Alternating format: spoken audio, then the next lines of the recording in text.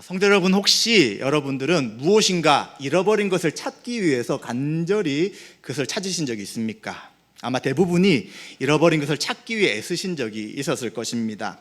저도 이제 셋째인 예강이 또 이곳에 있어서 또 조금 미안하긴 하지만 그래도 오늘 내용과 가장 적절한 이야기여서 잠깐 말씀드립니다. 4살 때 결혼식이 있었는데 결혼식이 대학교에서 있었습니다. 그래서 결혼식을 마치고 함께 좀 움직이는데 갑자기 예강이가 사라졌습니다. 사라지니까 이제 아이 때는 그냥 직진을 하잖아요. 그냥 어딘지 모르게 갈 수밖에 없기 때문에 학교가 또 폐쇄적인 곳이지만 잃어버렸기 때문에 너무 저도 당황했습니다. 그래서 예강아 하면서 이리저리 왔다 갔다 뛰어다니면서 찾았는데 찾을 수가 없는 것입니다. 그래서 혹시 건물 안에 있나 하고 건물을 들어왔는데 없는 거예요. 그리고 사람들에게 물었는데 모른다는 거예요. 아이를 본 적이 없다는 거예요. 그런데 갑자기 이제 문 밖에서 소리가 들리는 거예요. 아이 여기 있어요. 너무 놀래가지고 딱 도는 순간 이제 유리문이 있었는데 그 유리문이 이제 열려져 있었던 거예요. 이 면에 제가 이마를 탁 부딪히면서 갑자기 별이 보이는 거예요. 근데 별이 보이는 거는 기억도 안 나고 찾았다고 하면서 찾았는데 갑자기 옆에 있는 사람들이 피가 난다는 거예요. 부딪혀가지고 피가 줄줄줄 흐르고 있었던 거예요. 그래서 깜짝 놀라가지고 화장실 가보니까 정말 피가 주르륵 흐르고 있어서 씻고 이제 지혈해서 예강을 찾았으니 이제 집사람하고 아이들을 데리고 지혈을 하면서 집에 내려다주고 그리고 지혈하면서 산손으로 운전을 해서 겨우 병원 가서 이제 꼬맸던 기억이 있습니다. 아이를 그 잠깐 놓친 것도 제가 너무 놀랄 일이었고 그리고 그 아이를 찾기 위해서 그 짧은 시간 아마 10분도 안 된 시간이었지만 어떻게 하든지 이 아이를 찾아야 되겠다는 그 마음으로 이제 샅샅이 학교를 들으려고 했던 것이 이제 부모나 또 잃어버린 것을 찾는 사람의 마음일 것입니다. 우리가 읽었던 오늘의 말씀은 잘 아는 비유입니다. 잃어버린 양을 찾기 위해 오신 예수님의 사역이 무엇인지를 알려주는 말씀입니다. 그런데 이 말씀은 또 무엇과 연결되냐면 삼일체 하나님께서 사람에게 찾아오시고 사람에게 찾아오신 그 하나님의 사역이 곧 우리가 하는 기도의 목적과 이유, 또 하나님 우리의 기도를 응답하시는 그러한 원인이 된다는 것입니다. 그래서 오늘은 삼일체 하나님의 찾아오심이란 제목으로 함께 말씀을 나누며 또 우리가 그동안 했던 골방 기도를 잘 정리하고 또 이제 이후에도 계속해서 하나님과 교제하는, 기도로 교제하는 그런 은혜의 시간이 되기를 소망합니다. 오늘 읽었던 우리 이 말씀은 잘 아는 비유입니다. 양이 굉장히 많이 있어요. 100마리의 양이 있는데 이 100마리의 양 중에 한 마리가 잃어버리게 된 것입니다. 그래서 이 목자는 양을 찾기 위해 들을 헤매게 됩니다. 그리고 헤매고 찾다가 드디어 한 마리를 찾게 되는 것이죠. 언제까지 찾냐고 이야기하냐면 찾을 때까지 찾는 것입니다. 너무 이 양이 귀하기 때문에 한 마리를 그냥 포기할 수가 없는 거예요. 그래서 끝까지 찾게 됩니다. 그런데 찾은 다음에는 어떻게 하냐면 그가 얼마나 기뻐했는지를 표현해 주고 있습니다. 너무 기뻐서 어깨에 매는 거예요. 사실 그 양을 찾는 시간이 얼마나 많이 걸렸겠습니까? 그리고 얼마나 지쳤겠습니까? 찾으니 그 기쁨이 이루 말할 수 없어서 그 무거운 양을 그냥 어깨에 메고 오더라도 힘들지 않는 것입니다. 그리고 또 얼마나 기쁜지 양 한 마리를 찾았는데 벗과 이웃을 모으는 거예요. 그리고 잔치를 벌이는 거예요. 한 마리보다 훨씬 더 많은 비용이 들지만 내가 너무 기쁘다라는 것들을 표현하기 위해 잔치를 벌인다고 이야기합니다. 그렇다면 이러한 비유를 통해서 예수님이 무엇을 말씀하시려고 합니까? 그 당시 일반적인 유대인들은 죄인이 구분되어 있어요. 구원받는 자와 구원받지 못한 자가 구분되어 있습니다. 우리 유대인들은 구원받는 사람이지만 유대인이 아닌 사람들, 또 율법을 어기는 사람들, 또 죄인, 이런 사람들은 다 심판받는 사람이라고 이야기합니다. 그런데 이상하게 예수님이 사람들은 메시아라고 구원자라고 이야기하는데 그에게 찾아온 사람들이 이상한 사람들이에요. 유대인이 볼 때 죄인들, 구원받지 못할 사람들, 또 하나님이 버렸다고 생각되는 사람들이 예수님께 오는 거예요. 그런데 그분은 그들을 받아들이는 것이죠. 그래서 마음이 불편합니다. 그렇게 불편하게 생각하는 유대인들에게 예수님이 하시는 비유인 것이죠. 하나님은 누구를 찾으시냐? 구원받은 사람들은 이미 구원받은 거예요. 그러나 구원받지 못한 한 마리의 양과 같이 잃어버린 한 사람을 찾기 위해 오신 분이다 라고 이야기하죠. 그래서 죄인 한 명이 회개하면 구원받은 99명의 사람들을 기뻐하는 것보다 더 크게 기뻐하신다라고 말씀하고 있는 것입니다. 우리는 이 하나님이 잃어버린 양을 찾으시는 이 비유를 통해서 무엇을 알 수 있습니까? 하나님은 거룩하신 분이에요. 우리가 신이라고 할 때 이 신은 멀리 계신 분이에요. 초월적인 분이에요.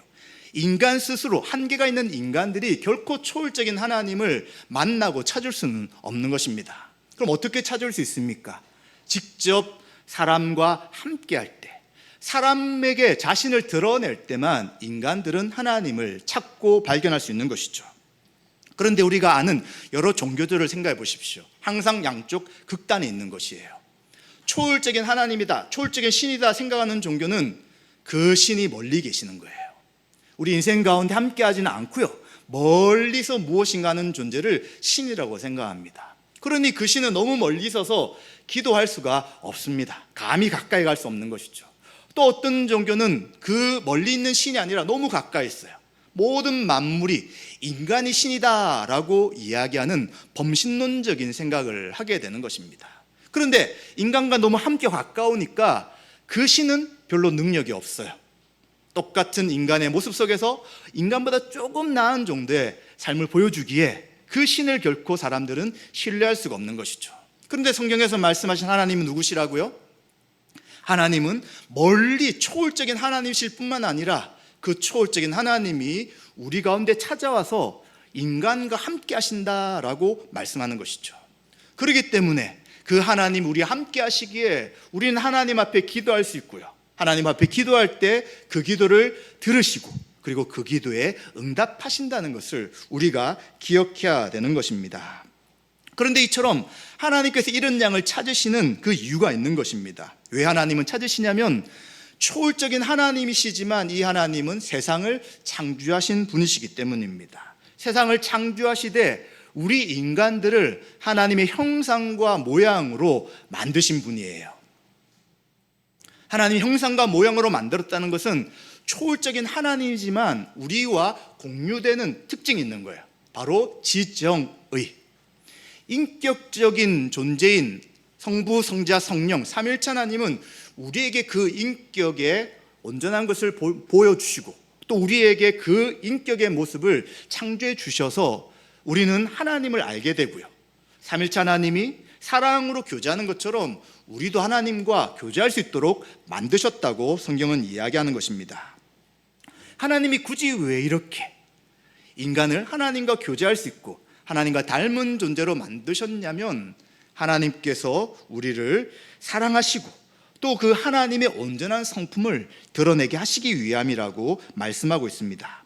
그래서 요한일서 4장 8절과 9절을 보시면, 전체는 읽지 않지만 핵심적인 말씀을 드리면 하나님은 사랑이시다라고 이야기합니다. 하나님은 왜 사람에게 찾아오시느냐, 왜 사람에게 자신을 드러내시고 기도에 응답하시느냐라고 할 때에 하나님은 사랑이시기 때문이죠. 그리고 또한 하나님은 그 사랑을 우리들에게 보여주셨습니다. 어떻게 나타내 보여주셨냐면 자기의 독생자 예수 그리스도를 세상에 보내심은, 세상에 그의 유일하신 아들 예수 그리스도를 보내신 이유는 예수님으로 말미암아 사람들을 다시 살리기 위함이다 라고 말씀하는 것이죠. 하나님은 멀리 계시는 뿐만 아니라 우리와 함께 하셔서 우리를 살리시고 우리와 교제하시고 우리의 기도를 들으시는 분이다 라고 말씀하고 있습니다. 그래서 우리는 이러한 이유로 인해 하나님을 아버지라 부르며 기도할 수 있고요, 함께 하시는 하나님이 우리의 기도를 들으시며 응답하신다는 것을 기억해야 합니다. 그런데 여기서 또 우리가 잊지 말아야 할 것은 죄인을 찾으시는 하나님은 한 분이 아니라는 거예요. 삼일체 하나님이라고 성경은 이야기를 해주고 있습니다. 성부 하나님, 성자 예수님, 성령 하나님, 이 하나님은 위격, 위치와 사역과 여러 가지 역할에서는 구별이 될 수 있지만 본질적으로는 동일한 하나님이다라는 것을 우리는 믿게 되는 것이죠. 그래서 이 표현을 짧게 한마디로 이야기할 때 삼일체 하나님을 우리는 믿는다라고 말하는 것입니다. 이러한 신앙의 고백을 우리는 신경이라고 이야기하는 것이죠. 우리가 믿는 하나님이 누구시다라는 고백을 신경이라고 이야기합니다. 우리가 예배 때 함께 고백하는 사도신경도 마찬가지죠. 그래서 이 사도신경이라는 것은 기독교 공동체가 공적으로 고백하는 신앙의 요약이 바로 사도신경인 것이죠. 사도신경에 세 가지를 믿는다고 이야기합니다. 뭘 믿습니까? 성부 하나님을 믿습니다. 성자 예수님을 믿습니다. 성령 하나님을 믿습니다라고 우리는 그 고백을 하는 것이죠. 사도신경은 2세기경에 사도들이 전해줬던 그 말씀을 그의 제자들이 이제 정리한 내용이 사도신경이라고 할 수 있습니다. 8세기 정도 되었을 때에 이제 사도신경이라는 정확한 문구로 완성이 되죠. 그런데 우리는 교회 역사 가운데 또 다른 신경이 있다는 것을 기억해야 합니다. 그것이 무엇이냐면 381년에 예수님 오신 이후 기원 후 381년에 콘스탄티노플이라는 곳에 모여서 콘스탄티노플, 니케아 콘스탄티노플 신경이라는 것을 확정하고 그것을 우리의 신앙고백이라고 이제 하게 되었습니다. 이 콘스탄티노플 신경에는 무엇이 포함되어 있냐면 성부 하나님과 성자 예수님과 성령 하나님의 관계가 표현되어 있고요. 그리고 굉장히 길게 우리의 신앙을 고백합니다. 왜냐하면 그 당시에 이단들이 나타나서 예수님이 무슨 하나님이냐, 예수님은 그냥 신이 아니야, 인간이야 라는 이야기를 하기 시작합니다. 그리고 또 성령님에 대해서 성령님도 무슨 인격이 있냐, 성령님은 힘을 주는 어떤 존재지 결코 인격이 아니야, 하나님이 아니야, 이런 이야기를 하니 성부 하나님과 성자 예수님과 성령 하나님은 동일한 하나님이다 라는 것들을 신앙 고백에 포함시킨 것입니다. 굉장히 길지만 짧게 그 신경을 오늘 한번 잠깐 보도록 하겠습니다. 네, 먼저 성부 하나님에 대한 고백입니다. PPT 좀 해주십시오. 네, 제가 읽어보겠습니다. 우리는 한 분이신 하나님, 전능하신 성부를 믿습니다. 성부는 하늘과 땅에 보이는 모든 것과 보이지 않는 모든 것을 지으신 창조주십니다. 성부 하나님은 창조주로서 그 역할과 위치가 있다는 것이죠. 네, 그 다음에 성자 예수님에 대한 고백입니다. 또한 우리는 한 분이신 주 예수 그리스도 하나님의 아들을 믿습니다. 성자는 세상이 지어지기 전 성부에게서 나음 받으신 독생자이십니다. 성자는 하나님께서 나오신 하나님, 빛에서 나오신 빛, 참 하나님에게서 지음 받으시지 않고 나음 받으신 참 하나님이십니다. 좀 표현들이 어려운데 여기서 중요한 것은 성자가 왜 하나님이냐 하는 거예요. 성부를 통해서 성자는 낳으신 분, 성부가 성자를 낳으신 거예요. 그런데 언제 낳으셨느냐? 영원 전인 거예요. 그래서 이러한 표현은 예수님이 만들어진 존재라는 것의 오해를 풀기 위해서 성자도 동일한 성부와 같은 신성을 가지고 계시는 거예요. 성부를 통해 위치적으로는 성부와 성자이지만 예수님은 바로 창세전, 영원 전에 우리가 알 수 없는 어떤 시점에 나으신 분이기에 이분도 동일한 하나님이시며 신성을 가지고 계시다라는 고백이 됩니다. 다음 성령에 대한 고백입니다. 또한 우리는 주님이시며 생명을 주시는 성령을 믿습니다. 성령은 성부로부터 나오시어 성부와 성자로 더불어 경배와 영광을 받으시고 선지자들을 통해 말씀하신 하나님이십니다. 성령이 어떤 능력을 주시고 또 물질적인 존재가 아니라 성령도 분명한 하나님이시죠. 그런데 위치와 역할이 차이가 나는 거예요.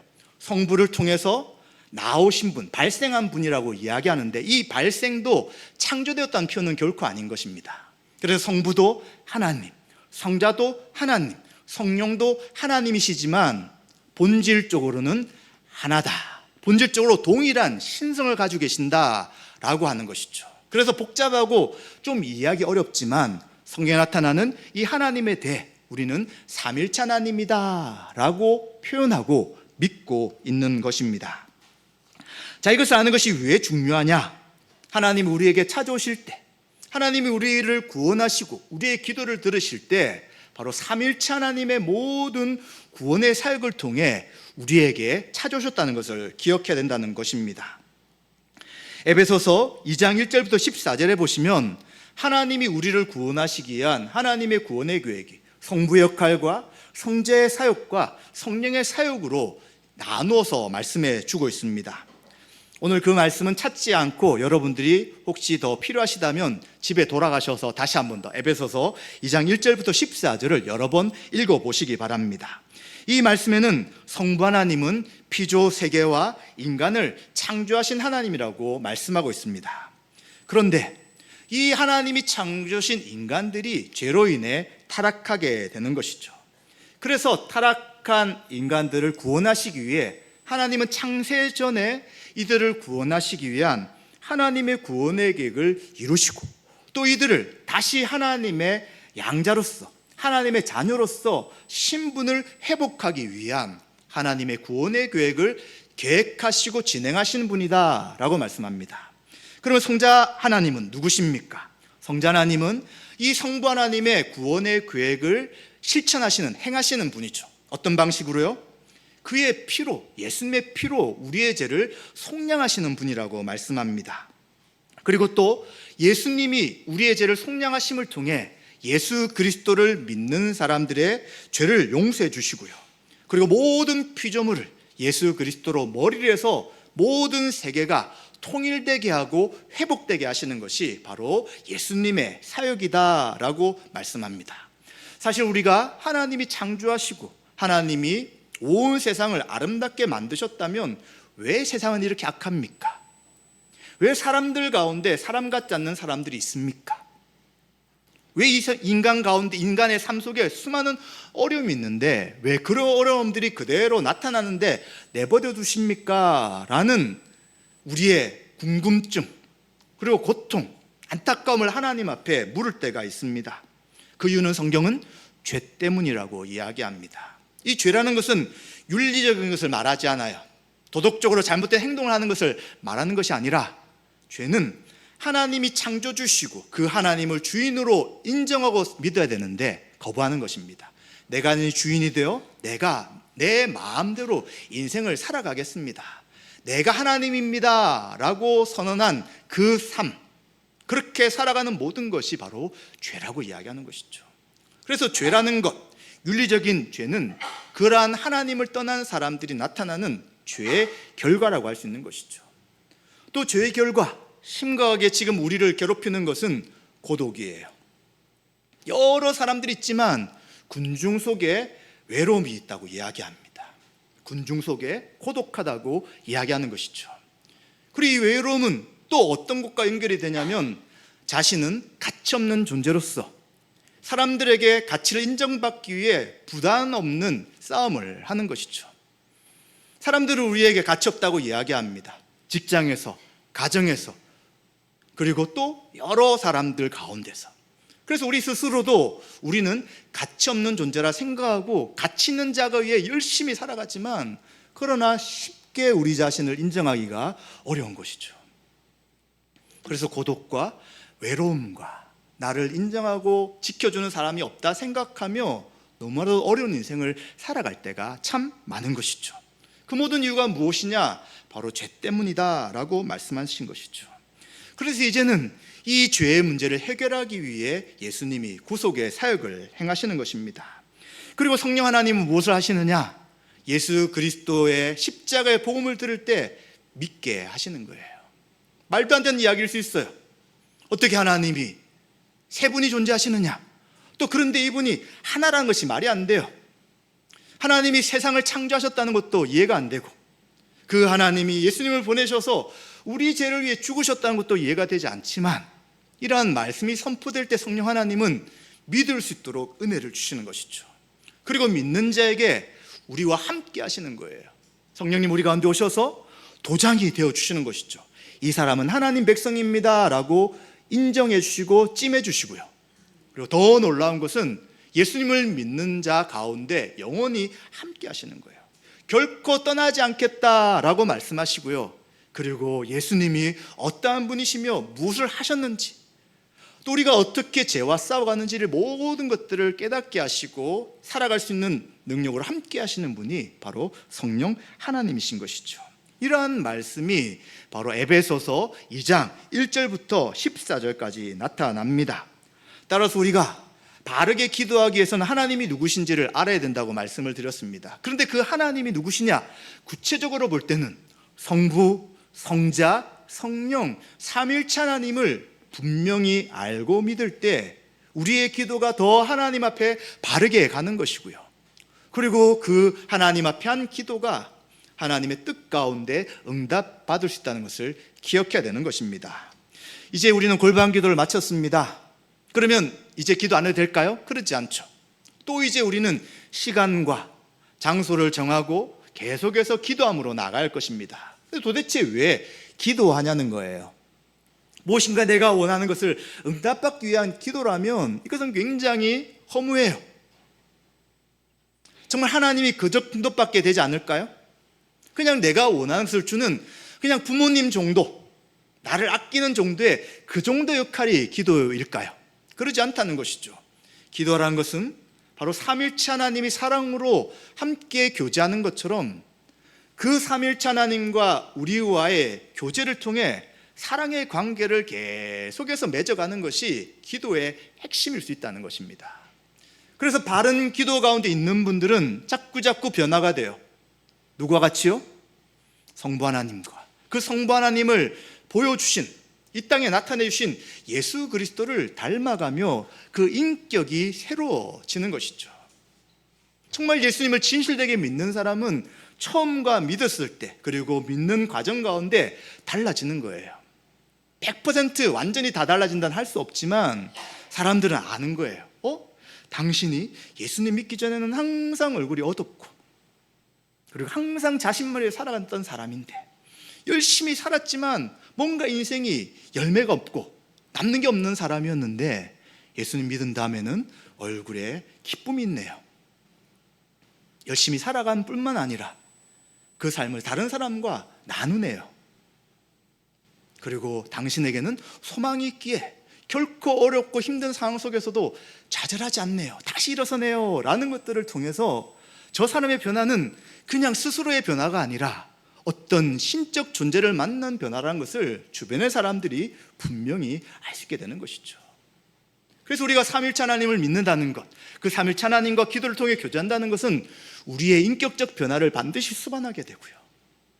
이제는 보이는 세상에서 보이지 않는 참된 소망을 바라보며 살아갈 수 있는 존재가 된다는 것을 우리가 기억해야 되는 것입니다. 그렇기 때문에 우리는 성부 하나님, 성자 예수님, 성령 하나님의 구원의 살기 도대체 무엇인가를 조금 더 잘 이해할 때 바른 기도의 관계로 나아갈 수 있는 것입니다. 즉 성부 하나님은 창조 사역을 행하신 분입니다. 창세기 1장에 보시면 하나님이 세상을 창조하셨다라고 말씀합니다. 세상에 우연히 존재한 것이 아니라 하늘과 땅 모든 피조 세계를 하나님은 창조하셨습니다. 그런데 또 어떻게 놀랍게 이야기하냐면 우주가 얼마나 넓습니까? 지금도 우주는 팽창된다고 이야기하고요. 그리고 이 지구, 그리고 지구를 둘러싸는 태양계, 태양계를 둘러싼 은하계, 이러한 것이 얼마나 많은지 그 공간과 그 넓이는 상상할 수 없다고 이야기하는데 창세기에 하나님의 창조는 지구 중심의 창조를 보여주고 있는 거예요. 왜 지구 중심일까요? 하나님의 형상과 모양으로 만든 인간이 지구에서 살아야 되기 때문인 것입니다. 그래서 지구는 인간이 살 수 있는 모든 풍요로움을 주시는 곳이고요. 그리고 지구를 만드시고 피조세계를 만드셔서 하나님의 형상대로 지음받은 인간이 지구를 다스리도록 하시는 것이죠. 그리고 그 다스림 속에서 하나님께 영광을 돌리는 것이고요. 하나님과 교제하고 그리고 그 땅의 모든 것들을 우리가 풍성하게 누리며 안식하도록 하신 것이 바로 성부 하나님의 창조의 목적과 이유가 되는 것입니다. 그래서 우리가 기도한다. 사실 시간을 정하고 하니까 어려울 때가 있어요. 안 하면 안 될까?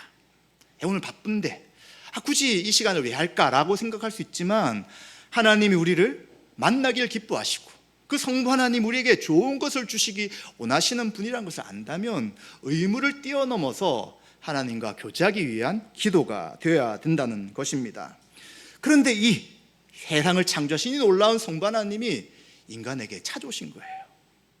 아담과 하와와 교제하시고 그리고 하나님의 형상대로 지음받은 인간이 피조세계를 다스리도록 하는 그 일을 하게 하셨다는 것은 너무 놀라운 일인 것입니다. 그래서 하나님은 피조세계를 사람이 다스리되 하나님 뜻대로 다스리게 하시고, 그리고 모든 것을 누림을 통해 그 하나님이 지으신 인간들에게 세상에서 줄 수 없는 쉼과, 그리고 일의 보람과 의미, 그리고 하나님과 교제하고, 또 옆에 있는 가족들, 그 당시는 아담과 하와겠죠. 부부 관계 가운데 그 교제의 기쁨이 무엇인지를 알게 하신 것이죠. 자, 그러면 문제가 무엇입니까? 아담과 하와는 하나님의 명령을 거부했습니다. 스스로 신이 되고자 했습니다. 이제 하나님 필요 없어요. 살아보니까 하나님 없어도 제가 잘 살 수 있을 거예요 라고 하면서 하나님을 떠나버린 것이죠. 그것이 죄입니다. 인간에게 찾아온 괴로움과 고통과, 그리고 결핍과 수많은 죄의 열매들이 인간권에 나타나게 되며 부부관계뿐만 아니라 가족과의 관계, 피조물과의 관계, 하나님과의 관계가 다 깨어지고, 그 위로 인간에게 찾아오는 것은 고통과 괴로움과 외로움, 그리고 스스로 무엇인가를 이루려고 하지만 허무한 인생을 살아갈 수밖에 없게 된 것이죠. 그런데 하나님은 어떻게 하신다고요? 그런 인간을 그냥 내버려 두지 않는 거예요. 성부 하나님이 찾아오신 것처럼 이 죄에 대한 문제를 분명하게 해결하기 위해 이제 성자 예수님이 인간의 몸을 가지고 이 땅에 오신 것이죠. 또다시 찾아오신 것입니다. 왜 찾아오십니까?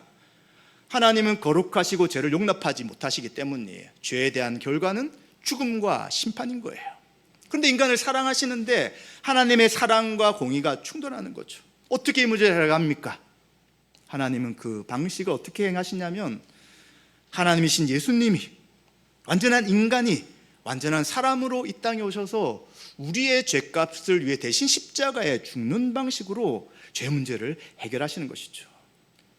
그래서 속량이라는 단어가 무슨 뜻이냐면, 예수님이 그 당시 노예를 사고 팔 때 쓰는 단어예요. 돈을 주고 값을 주고 노예를 샀어요. 그런데 노예를 어떻게 하냐면 풀어주는 거예요. 자유를 줘버리는 거예요. 마찬가지로 하나님이 예수님을 통해 인간의 죄에 대한 죄값을 사시고 우리를 구속하셨어요. 우리를 구원해 주셨어요. 그리고 어떻게 하느냐? 우리를 노예로 삼아서 너는 내 말을 들으라, 따라라, 너는 자유가 없다, 이렇게 억압하는 존재가 아니라 우리에게 자유를 주시면서 이제 나와 교제하며 이 땅에서 나의 뜻을 이루며 살아가자라고 하신 것이 바로 예수님의 속량의 의미가 되는 것이죠. 그리고 예수님은 십자가를 통해 우리 죄를 위해 대신 죽음을 통해 화목제물이 되셨다고 말씀합니다. 화목제물이 무엇입니까? 예수님은 우리의 죄에 대해 하나님의 진노가 임할 때 그 진노를 위해 대신 제물이 되시고 죽으신 분이라는 것이죠. 그래서 예수님의 화목제물 되심과 속량의 사역을 통해 우리의 죄가 용서받게 된 것입니다. 내가 뭘 잘해서, 아니면 내가 예수님 믿은 다음에 더 잘 살 것이다 라고 생각하시고 우리를 구원해 주신 것이 아니라, 죄를 용서하신 것이 아니라 하나님의 사랑, 삼위일체 하나님 우리를 창조하신 그 하나님의 뜻 가운데 우리를 위해 예수님의 그 피 흘리심을 통해 죄를 용서하시고 우리를 이제 의로운 자다라고 칭하여 주셨다고 성경은 말씀하고 있는 것입니다. 그렇기 때문에 우리는 예수 그리스도 안에 있을 때 죄와 모든 죄의 저주를 용서받았고요, 이제는 하나님과 교제하며 나가는 믿음의 삶을 살 수 있다고 생각해야 합니다. 그래서 우리가 기도할 때 누구의 이름으로 기도합니까? 예수 그리스도의 이름으로 기도하잖아요. 나의 어떠함이 아니라 예수님을 통해서 모든 이 죄에 대한 문제를 해결하시고 예수님을 통해 하나님 앞에 기도에 응답케 하시는 그 약속을 믿고 우린 예수님의 이름으로 기도하는 것입니다. 그럼 성령님이 무엇을 하신다고요? 이제 성령님은 예수 믿는 우리에게 영원히 함께 하시는 거예요. 결코 떠나지 않습니다. 떠나지 않으면서 말씀을 이해하게 하시고요, 하나님과 기도하게 하시고요, 하나님의 말씀을 읽고 들을 때 야, 하나님이 우리와 함께 하시구나, 찾아오셨구나, 그리고 나의 죄가 용서받았구나 하는 말씀의 진리를 바르게 이해하게 하시는 것이죠. 그리고 또 놀라운 것은 성령님도 거룩하신 하나님이죠. 우리 안에 있는 죄악된 것, 악한 것들을 그냥 두지 않습니다. 날마다 거룩한 자로 살아가도록 우리 안에 악과 싸우시는 분이죠. 성령 충만하는 것이 무엇이냐면 성령님이 우리 가운데 오셔서 우리를 다스린다는 거예요.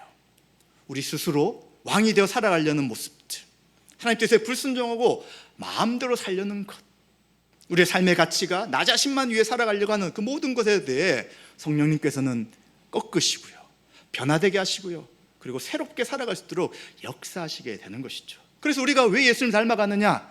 우리의 힘과 능력이 아닌 우리 안에 계신 성령님의 그 거룩하게 역사하시는 사역으로 인해 예수님을 닮아가고 죄와 싸우고, 죄와 그 죄가 있을 때 그 죄를 더 이상 짓지 않을 수 있는 능력을 우리에게 주신다라는 것들을 기억해야 되는 것입니다. 그래서 우리는 이런 삼일체 하나님의 구원의 역사를 분명히 이해할 때 그것을 의지하고 기도함으로 나갈 수 있는 것이죠.